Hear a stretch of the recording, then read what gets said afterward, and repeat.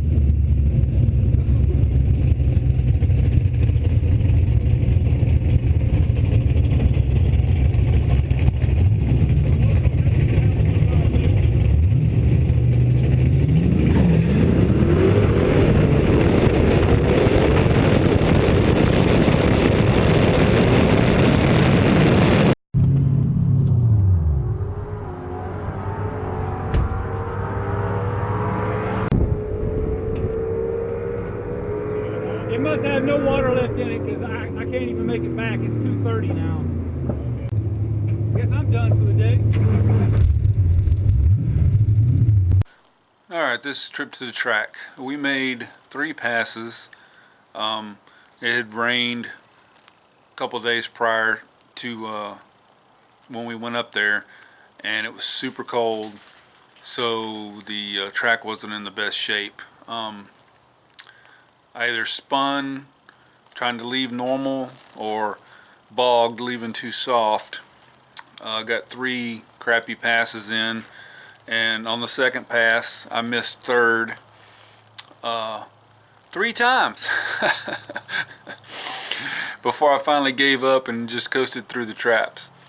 On the third pass ended just like the previous trip to the track, with the car overheating because the fan quit again, so I didn't make any more passes. I'm gonna have to get another fan before I take the car back. We ran Brad on our first pass, and Brad ran a new personal best of a 7:06, so he had a good day that day. Kyle was there too. Pirate Mike was there. Rodney didn't make it. He had trouble with the car that he was going to bring. It was a good day though. We all hung out, had a good time. Now let's check the time slips. This was the first pass against Brad. The track had trouble with their printing machine, and had to go up to the tower and get a piece of paper with the time slip on it for the first pass. But that was Brad's fastest pass to date, plus his fastest mile an hour, and that was also my best mile an hour so far. But the rest of the pass for me was crap.